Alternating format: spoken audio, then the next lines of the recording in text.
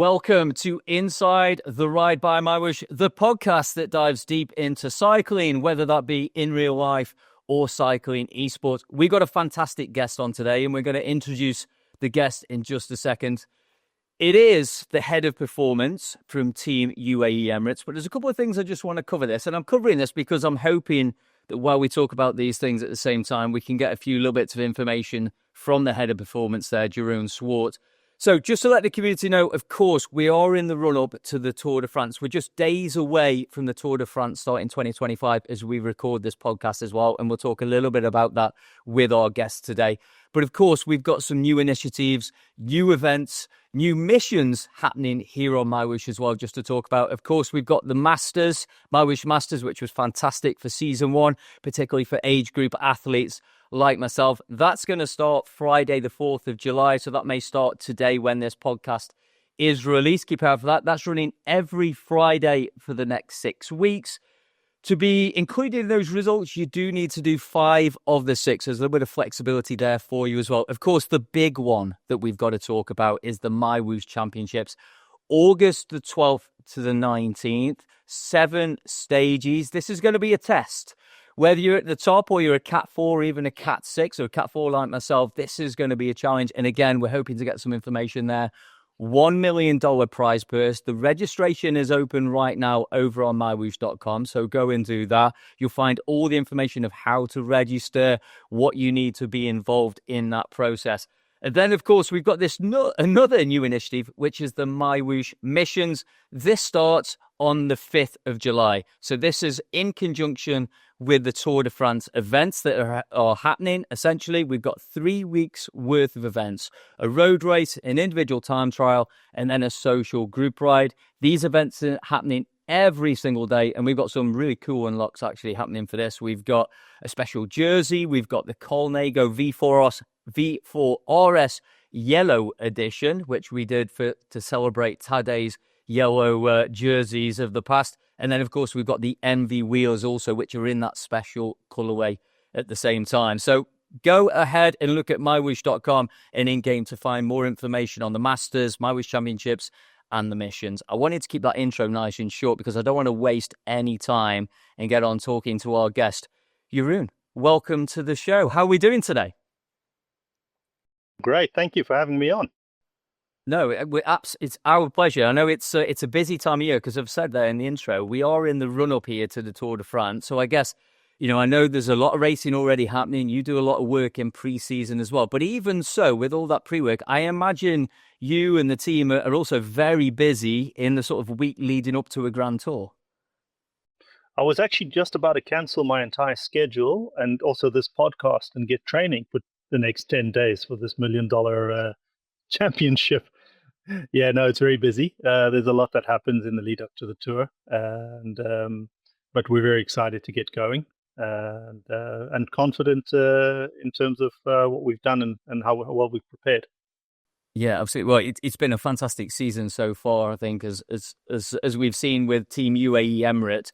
Look, before we get into chatting about the different topics, we're going to be chatting about training, and already sent you a load of questions. We're going to talk about bike position. We're going to talk about talent identification. We're going to talk about your work with your team. But first of all, why don't you just give us a bit of an intro into you, your work, your background, how you got into the sport and how you got into the role that you're doing now? I think the overwhelming summary is that I'm a generalist. And I think as the world evolves, we're starting to see that generalists are people that are going to become more and more sought after. And what I mean by that is I've got a very broad background. I studied medicine. After I studied medicine, I raced professionally mountain biking on the World Cup circuit for a couple of years. I then did a PhD in physiology. I studied sport and exercise medicine and specialized in sport and exercise medicine. So I'm a specialist sport and exercise medicine physician as well. I've been involved in performance cycling from a coach, biomechanics, nutrition perspective since 2003. And it's bringing together all of those disparate bits of knowledge and how they all fit together. I think that's really the key in being a generalist. You're never the best at any one thing, but it's being able to be good at so many different elements and identifying the stuff that is important in each space and coordinating that in the overall environment that is a high performance environment. And that's really the role of a head of performance, which is my role with UAE Team Emirates now. And so we have many experts who are the leaders in their spaces globally, and I help coordinate them and influence their input into the overall strategy and performance that delivers in the races. So it sounds like you've obviously got this broad knowledge of all areas, which is why when we had the chat in pre-show, there was, I sort of said, this is what I'd like to cover, and obviously not fazed by any of that because you've got this broad knowledge as well. But what about then, obviously you spoke a lot about the professionals in the sport, but I know that you do a lot of work with non-elites as well, right? With the clinical work you still do alongside that. Yeah, sport and exercise medicine is often confused in terms of what we do. And sport and exercise medicine physicians are basically individuals who help people optimize their health in a very integrated fashion. And so that's taking an individual, maybe a middle-aged person who's, got a family history of some chronic disease, whether it be cardiovascular disease or otherwise, or diabetes. And we look at how everything from your lifestyle, nutrition, stress, exercise, all impacts on your overall risk of developing what we now call diseases of lifestyle. And in those people who've got established diseases of lifestyle, we help them to either, in the best case scenario, be cured, or to manage that disease process to optimize their health for the rest of their lives. And then there's also the flip side, which is the high performance environment where we work with elite athletes and help them to optimize their health. So that's from a sport and exercise medicine perspective. But I end up working with a diverse range of people, from CEOs through to, of course, the team and Tadej Pogacar, the number one athlete in the world, and in other spheres as well.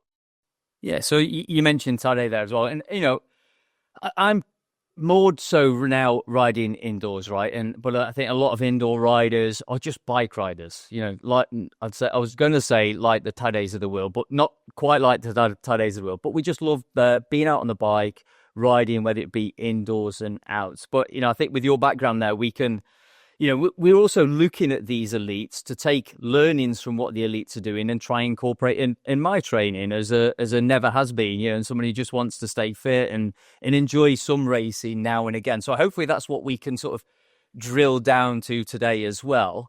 So I want to talk about sort of training trends to start with. I'm by no means a Strava stalker, I would say, but I do think, there's certainly a lot more athletes are sharing more data than ever.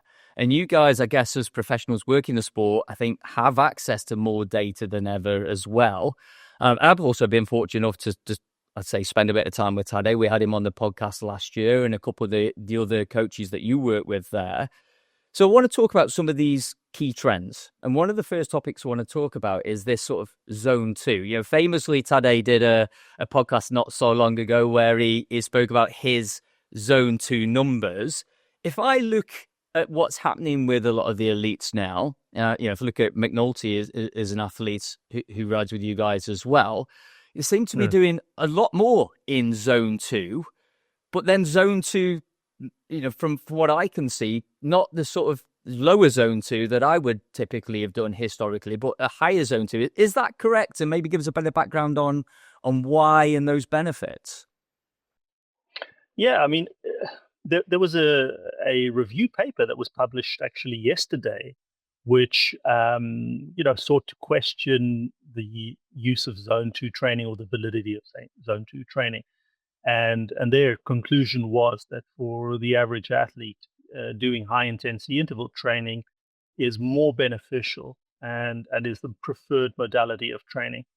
And so the first point of departure is understanding why zone 2 as opposed to anything else. And so if you look at endurance athletes traditionally, and if you do a cross section of a lot of different endurance athletes, cyclists, runners, rowers, cross-country skiers, and you look at the kind of training they do, it tends to be pyramidal, which means, and for those people that understand what I mean by that, as physiologists, we generally break training intensities into 3 zones: zone 1, 2, and 3. And zone 1 training is really low intensity training, where you can comfortably have a conversation with someone. Zone 2 is that intermediate intensity, and zone 3 is the higher intensities where things start to become difficult. You become breathless. That's an oversimplification, but it's just for the listeners. And most endurance athletes do the bulk of their training in zone 1.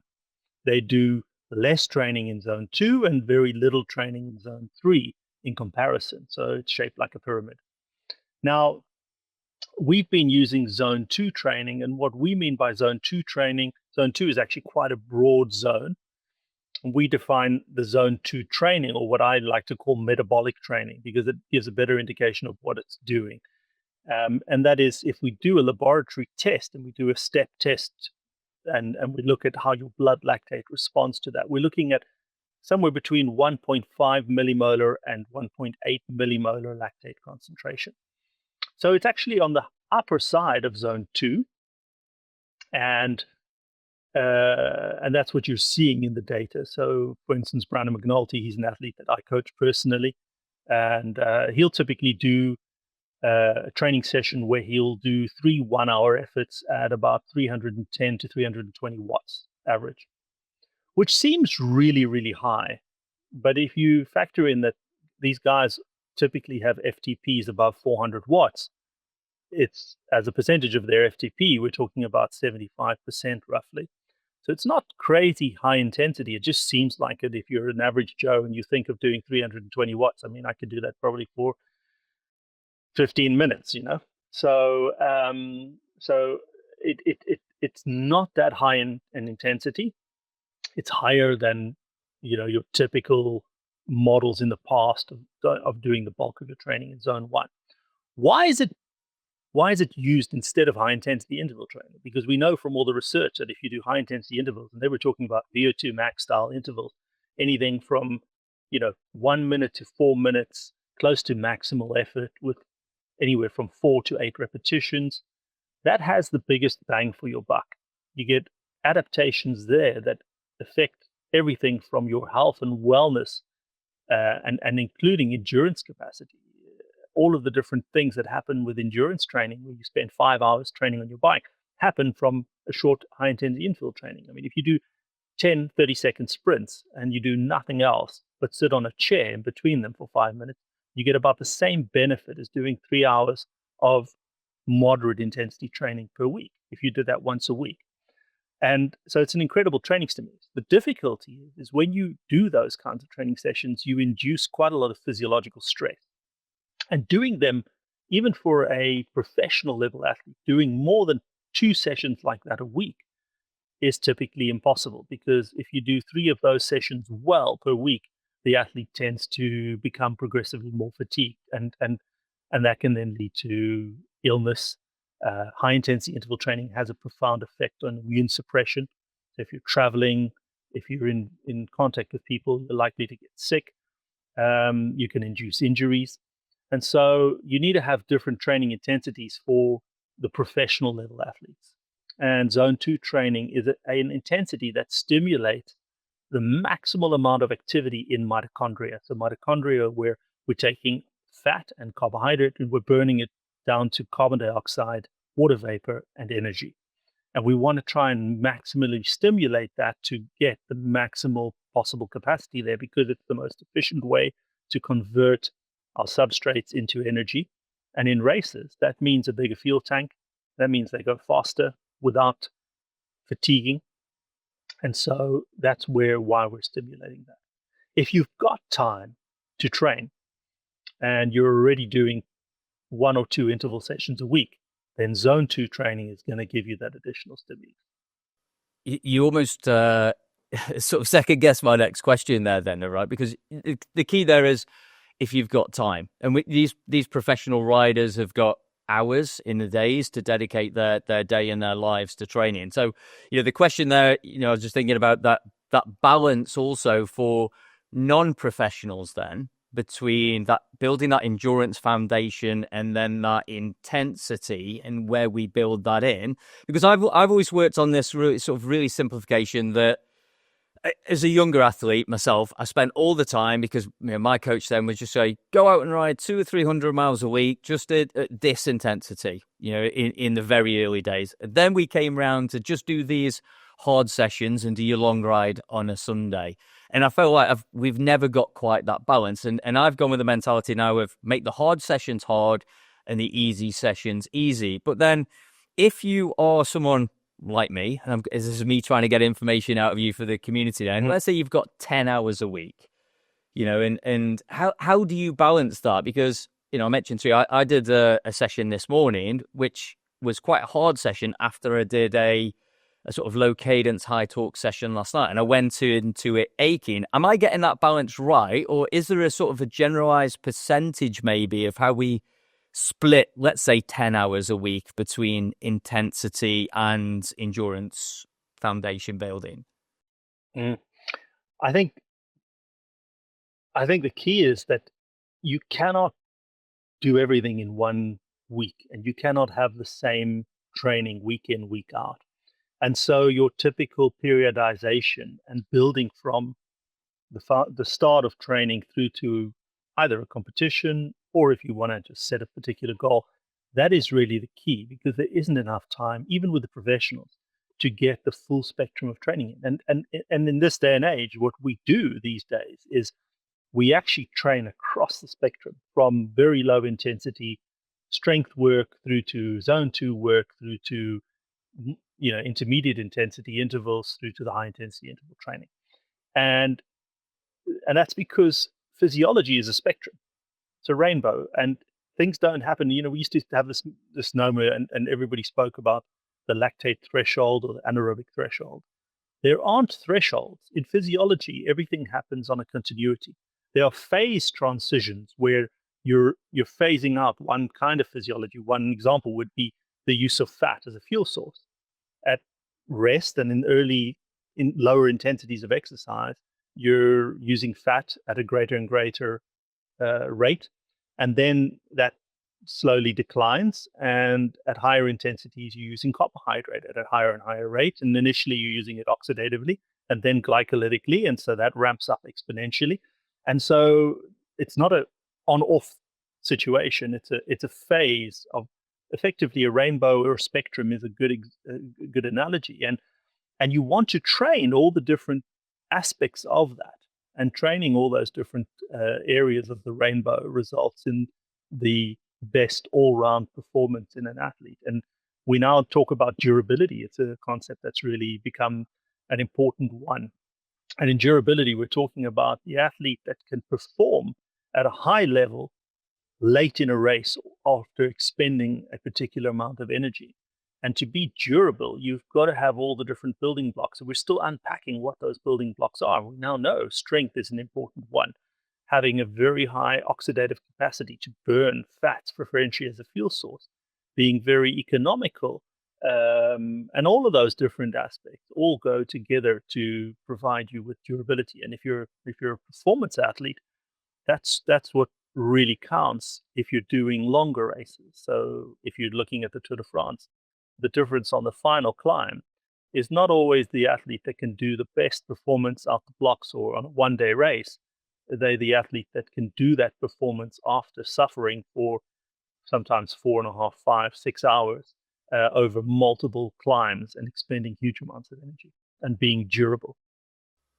So is that a similar concept to sort of building up this resistance to fatigue as well? Because what we typically see with cycling esports is the races, the events are shorter, right? We're talking 60 to 90 minutes, but there's a lot of repeatable, short, hard sections within those. And we tend to find that the athletes who do well are the ones that can repeat that again and again and again. So is that the same sort of concept as this resistance to fatigue? Definitely. We used to call it fatigue resistance, and the term that's now been accepted by scientists and the professional community is durability. But you're exactly right. I mean, the research that James Spragg was my PhD student, he's now a tutor And one of the research studies that James did as part of his PhD was to look at what affects durability the most in terms of the kinds of efforts that you do. And effectively, if you look at FTP is a cutoff. We in science talk about critical power, but critical power and FTP are very similar. And if you do a long effort, a couple of hours, and you stay below your FTP, your durability doesn't really decline. The moment you start doing efforts above FTP, that starts to affect your durability. And that's exactly what you're doing in these indoor races, is you're doing repetitive high intensity efforts above your FTP. And that has the biggest effect on reducing your durability or affecting your durability. And so even when you do an hour to an hour and a half, if you're doing a bunch of high intensity intervals and then having to try and recover and then doing another one and another one, another one, that is definitely going to unmask who is durable and who isn't. And training for durability is going to give the best performance in that situation in an indoor race on Whoosh. Okay, so the other question then that I want to get onto is you mentioned there the sort of the strength integration, the strength and conditioning integration there as well, which typically I think has I would say been done in the gym maybe, but then we're also seeing a lot of talk at the moment and a lot in the press and I speak to different riders and coaches about these sort of low cadence, high torque, and using the Newton meters, if you like, on the head units to guide these sessions. Are those two things, are they separate topics? Are they the same topic? And, why are we seeing more of this torque training? That's a good question. It's something that's become more and more accepted and also validated by the science in the last years. When I say we, I'm talking about myself and my close colleagues, started using that kind of training 20 years ago. And we regularly had conversations on social media with people who, lambasted it and said that, there wasn't any science to support that. But we saw in our work with athletes that it was a fundamental thing. And it's only in recent years that we've seen the research back that. So what we're talking about there is exactly as you said, low cadence, high resistance efforts where you're measuring, and you can actually measure this on your head unit, whether it's a Garmin or a Wahoo or any other device. You can measure Newton meters of torque. That's the force that you're applying onto the crank that turns the crank around. And if you can produce a high torque and do that consecutively for durations of 4 to 10 minutes, and you can do, for instance, a good threshold for, say, 8 4-minute torque efforts is 1 Newton meter per kilogram body mass. It's an easy one to remember. 1 Newton meter per kilogram body mass. If you can do that 8 times for 4 minutes, that's a good ability to produce torque and to sustain torque. And we see that translates into durability in races. So late in races, your ability to produce torque is important to produce power, and muscles fatigue. And if you can't produce the torque, then you're not going to perform. And we also see that in athletes who develop. If we look at under 19 to under 23 to professional to world tour, and we look at those athletes' abilities to produce torque, we see that it incrementally increases from under 19 through to world tour, and so does their durability. So there's a direct correlation between the two. And other studies have done interventions. Most recently, there was a study that looked at torque work and what it did to VO2 max kind of efforts. And we see that actually your VO2 max style intervals, your performance improves after doing more torque work. So both on the bike strength work, using the low cadence torque work, and also off the bike strength work, doing a lot of stability work in the gym, is important for performance. And that's been used in the last 2 years in our team as well to unlock additional performance, particularly if you look at Tade's performance 2 years ago versus now. A good deal of that has been through doing really good quality strength work. So just one really simplistic question then about this torque training, because it is something that's really interesting me. And I'm starting to do some more sessions and programs that involve this kind of work. I just discovered that it was on the head unit on my bike as well, which is fantastic. But I've seen some sessions where and again, I apologize for drilling into a little bit of detail there. I just want to kind of try and simplify and get it right. Is some of the sessions we're riding for, let's say 30 seconds to a minute at a low cadence, and then try, obviously that naturally will create a bit of torque through the cranks, higher torque. Or are we talking about slowing down and then really having a short, powerful, high torque, that maybe lasts 5 to 10 seconds? Or is it a combination of the both? It's a combination of different durations, like it would be if you were going to do intervals. But we're talking about intervals that are about 4 minutes in duration, up to, for instance, for classics riders, riding on cobbles, for instance. You look at the cadence of the top classics riders when they're covering a very technical section like the Arenberg Forest, for instance. They're riding at a very low cadence compared to what they would on smooth tar, because driving that torque allows them to effectively maintain that velocity over the cobbles where you're otherwise disrupting your pedal stroke.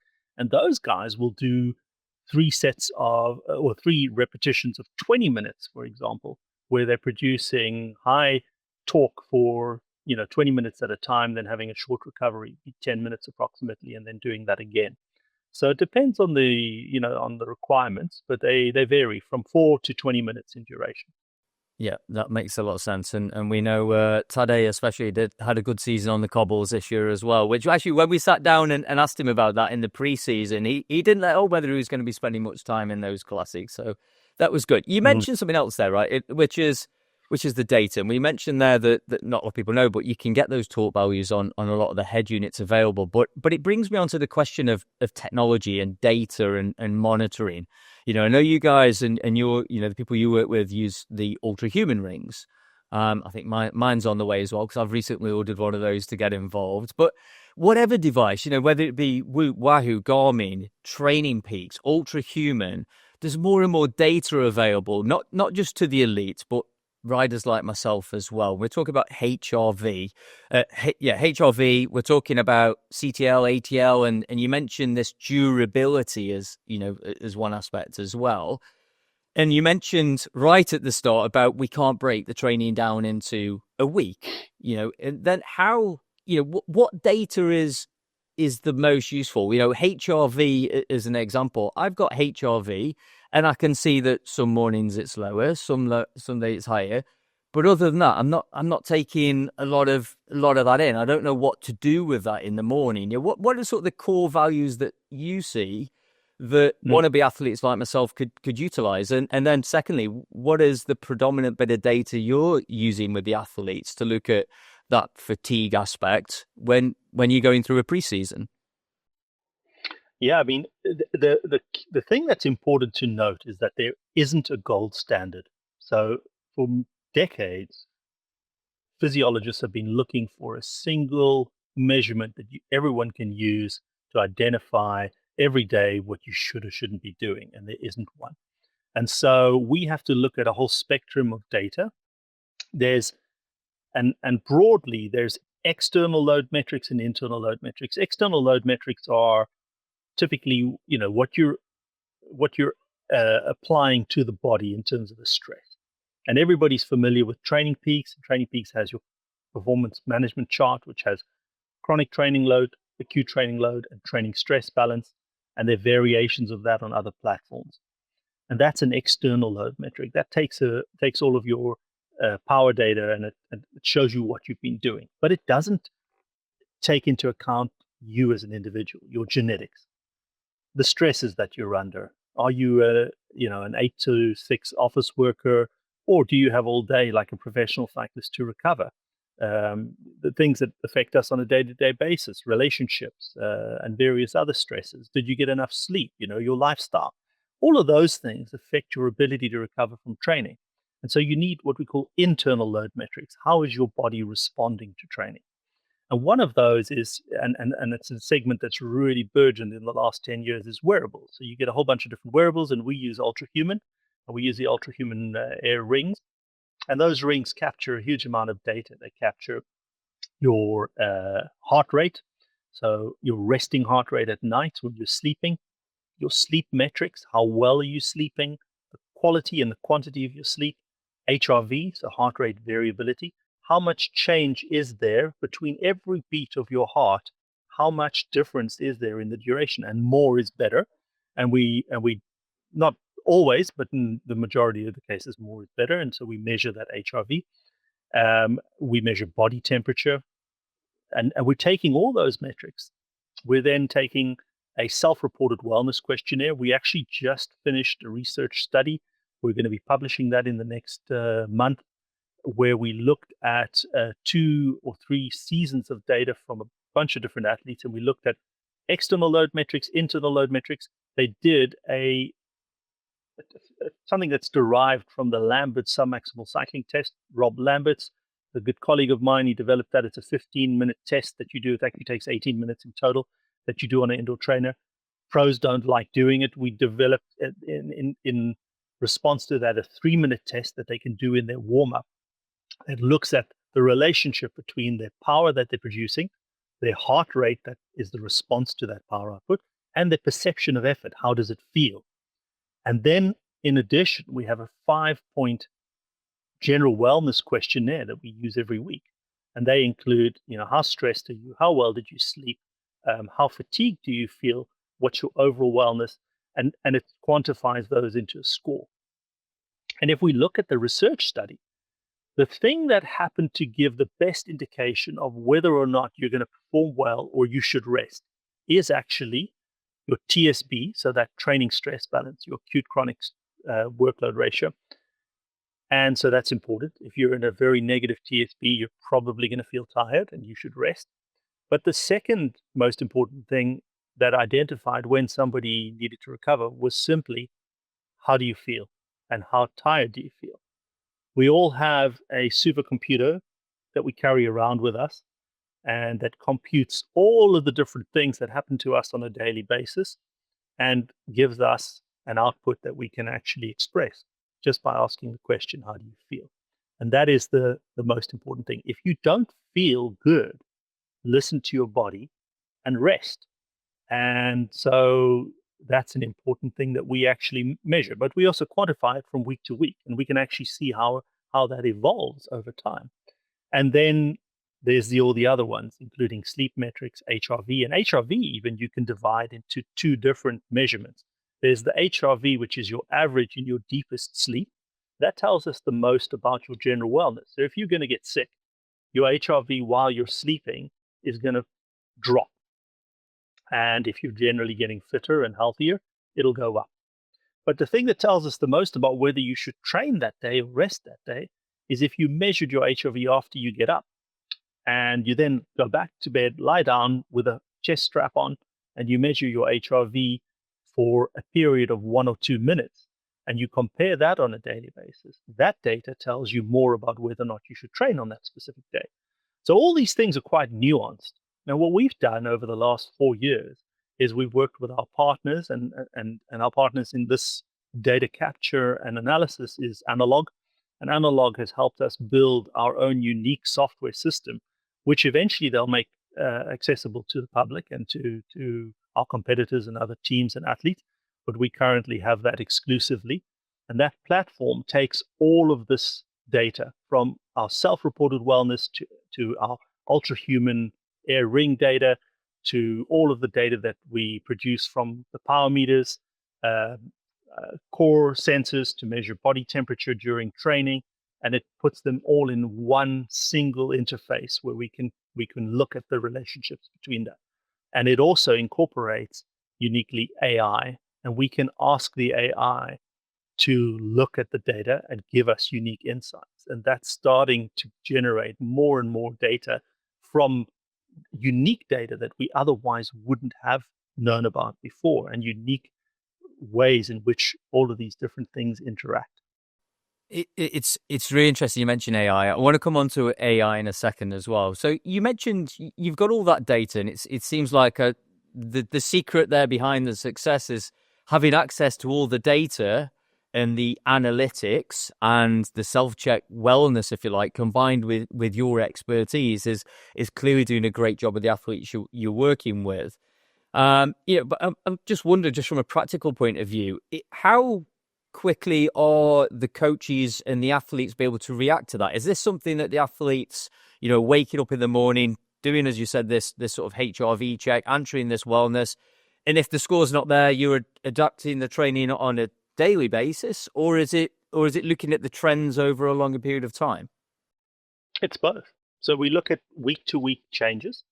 The system actually flags because, in our team, between the World Tour and the Gen Z team, we've got 40 athletes that we're looking at, 42 officially, and one or two more that we are looking at long term.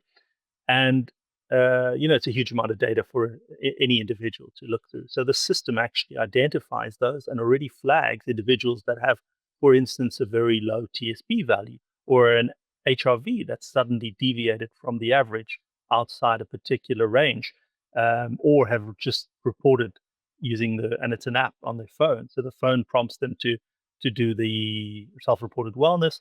And if they suddenly report that they're feeling dreadful, that generates an alert. So we have that responsiveness to alerts, but we also look at the trend over the duration from anywhere from week to month, and in response to what we know the intended stress is. Because sometimes we want an athlete to be stressed because stress results in adaptation, and adaptation results in an improved performance. But sometimes there's a disconnect between them, and that's what we're looking for. We're looking for the disconnect between the intended effect on the physiology and the measured effect on the physiology. And that's why internal load metrics are so important. So that again leads on to this next question of AI, because I'm one of those athletes who I've got access to all this data. I'm actually using an AI-based training tool at the moment because we've just done this integration with Exert, which is one of our partners now. And so I'm trying out this AI. I've put the MyWhoosh Championships as one of my goal, which is in 6 weeks. Put in the time. And it's obviously accessing some of my data, but I'm also one of those athletes when post-training, I get that question of how did that feel? Will you wake up in the morning, how did it feel? I kind of just skip that.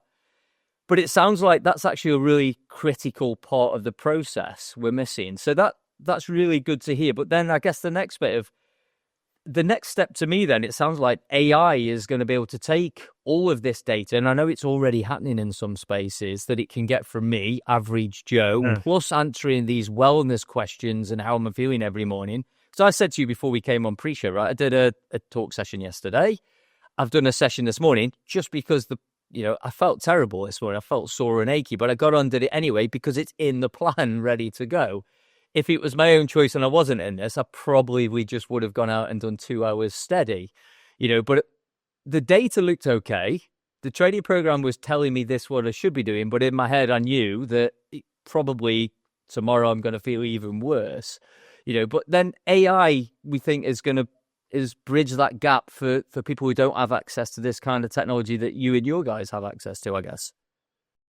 It will eventually. And it's going to make, at our level, it's going to make our lives easier and give us insights that we can then decide on whether to act on or not.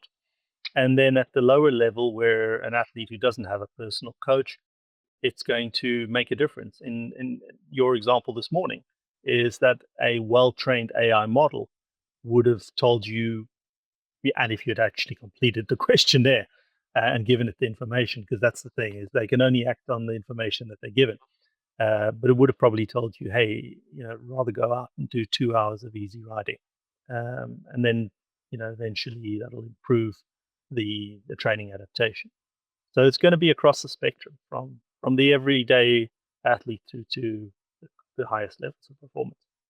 Yeah, that makes sense. I want to move on to another topic. And again, this I don't want this show to become totally self-absorbed. But again, I think every cyclist who's been riding for a long time, can relate to all the topics we've discussed and some of the questions. But again, something we're seeing in the pro peloton, and we're all guilty of taking these things that we see in the pro and try and put in our own setup. I've moved to shorter cranks. I already actually moved my saddle further forward, but we're seeing all these what seem to be developments and changes. We're seeing, some pushback in some respects with the UCI with some of the changes they're making with wider bars and other aspects of the geometry of a frame and so on.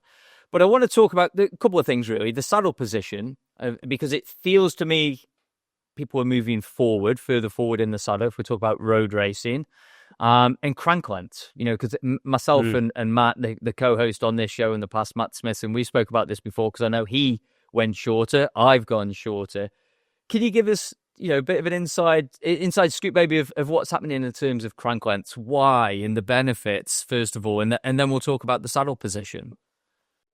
Yeah, so crank lengths is, that's become a very hot topic in the last year and a half. At a professional level, so within our team, there's been a move to shorter cranks. And at that level, there are a host of advantages to that. The first is that the peloton has been riding faster and faster and faster. And the average speed on many stages, if they're not on a climb, it's going to be 50 kilometers an hour. Now, at that speed, aero is a huge factor. And so having a shorter crank arm means that at both the top dead center and bottom dead center, the foot is not moving to the extremes. That means that you've got a smaller area in which you're developing drag, so it's more aero. It affects the position of the rider because positions in the professional peloton have gravitated to exactly what you're pointing out, moving the saddle further forward and the handlebar lower to achieve a more aerodynamic position. But what that does is at the top dead center position, it moves the hip into a shortened range, which is a suboptimal position for the muscles to work in.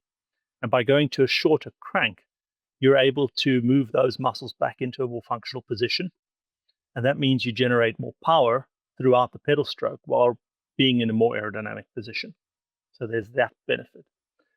Then there's additional benefits in that if you look at how much energy you're consuming to move the leg, particularly the leg below the knee, so your lower leg, and the foot around a larger circular diameter with each pedal stroke, and you look at how that affects your energy consumption over a Tour de France stage of 6 hours, 200 kilometers, the benefit is that you have a improved economy with a smaller diameter that is achieved with having a shorter crank arm.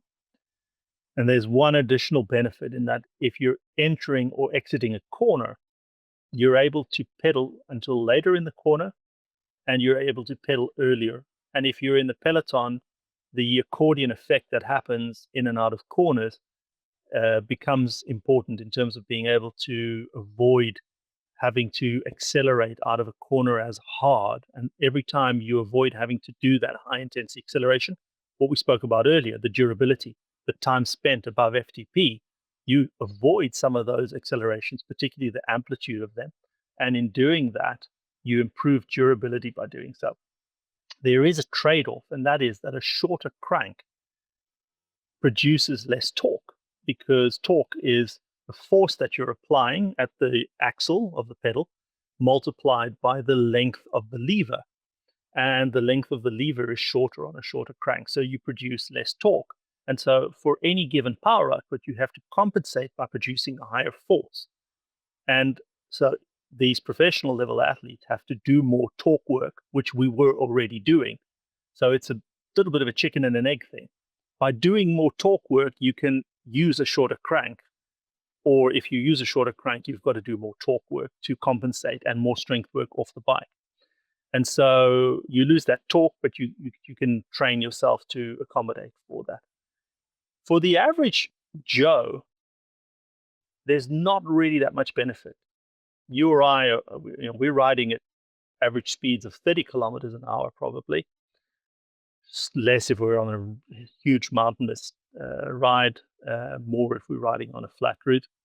And at that speed, the aero gains aren't as pronounced because aero gains are exponential in relation to the velocity. So the faster you go, the more you got to concentrate on aero. And so the loss of torque by going to a shorter crank arm, especially if you're not doing as much strength work on and off the bike, isn't really that beneficial. And you're not racing in and out of corners unless you're a criterium racer. You're not probably in a very aero position a lot of the time, like the professional level athletes are. But because the pros are doing it, the everyday Joes want to do it too. And the net result is that everybody wants a shorter crank, and Shimano, SRAM, and Campagnolo can't keep up with the demand for shorter cranks, and they're sold out wherever you go. So it is a trend. There's definite benefits at pro level. There are limitations to those benefits at an average Joe level, and probably we shouldn't be doing it.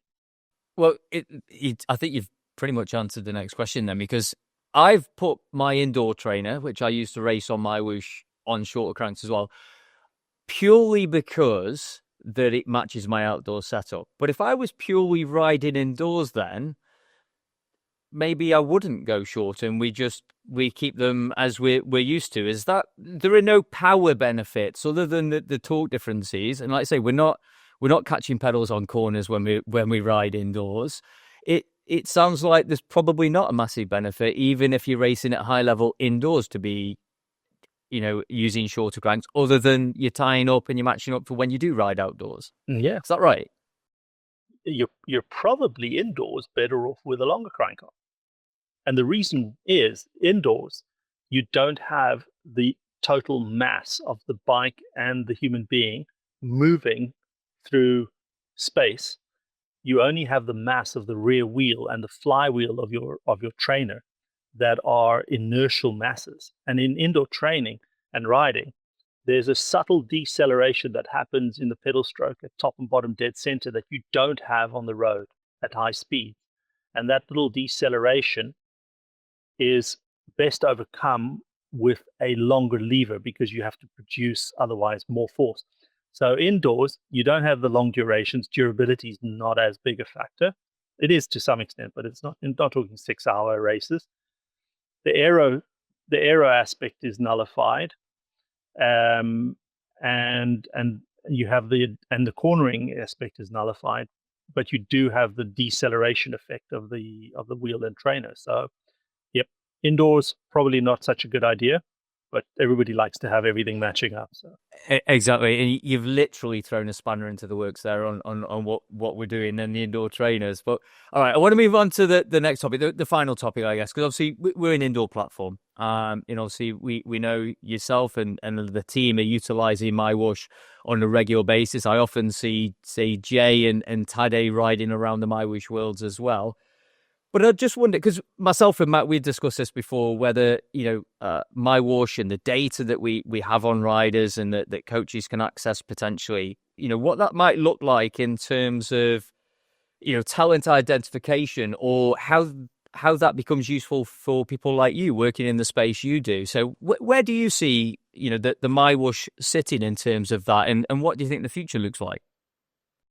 Yeah, I mean, MyWhoosh generates a huge amount of data, and we come across really talented athletes in these indoor races. A great example is Michael Fink, who came from MyWhoosh and into a world tour professional contract because of his achievements on MyWhoosh. So there's that element. We look at the performance of the athlete across their power duration curve, the durability, and various other factors when we look at talent identification. But the biggest thing about talent identification that most people miss is that looking at data in isolation in terms of time is not as good as having a longitudinal perspective. Because whenever you have two athletes, and especially if they're developing. So if we're looking at teenagers, and when we're looking at 16-year-olds, 17-year-olds at the moment, to identify the guys that we want to get onto the team in the next couple of years. And those athletes are either early or late developers. They've been either exposed to a huge amount of resources and training, or they haven't.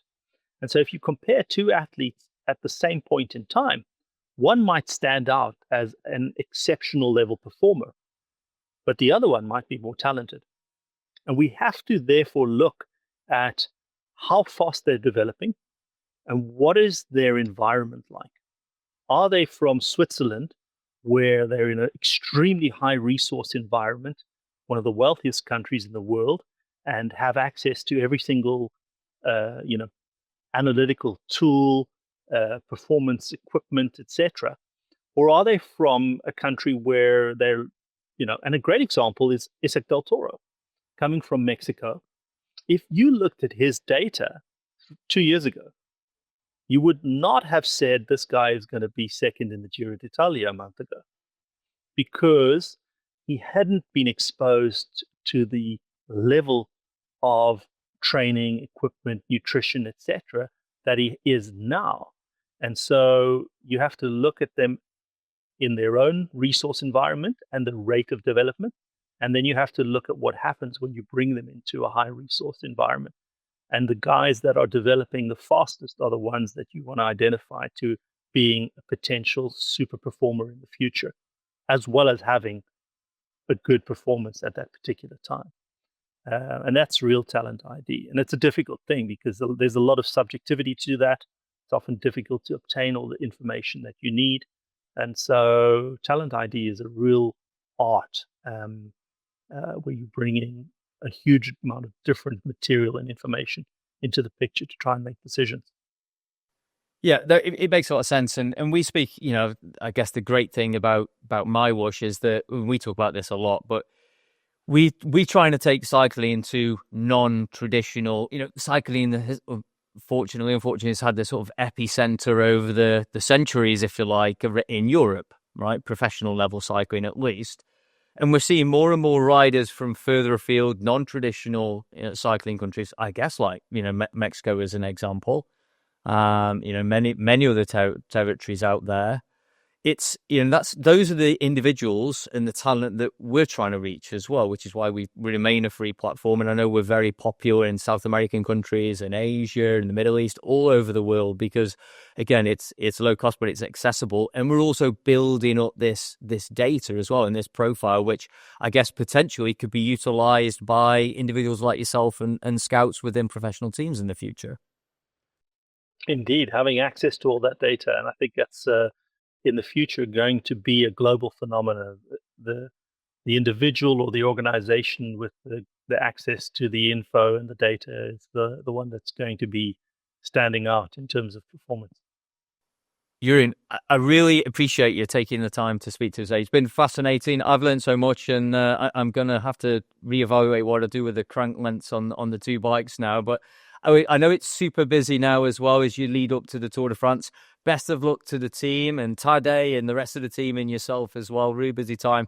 I hope that we can get you on again in the future as well, because I know you've got a lot of interesting knowledge and background and data to share with us. But thanks very much, Jeroen. Thank you. It's been enjoyable, and I look forward to seeing you again in the future. And enjoy the Tour de France. It's going to be a great spectacle. Great to chat with you, there from Team UAE Emirates. Don't forget to join us again for more shows in the future. Again, we're going to cross the boundary of in real life cycling and cycling esports. There's a lot to talk about in the next couple of weeks with the run up of the qualifiers for the UCI Cycling Esports World Championships 2025. Of course, we've got the MyWhoosh Championships coming up very, very soon. So don't forget to go and register for that. Lots of other great things happening here on the platform.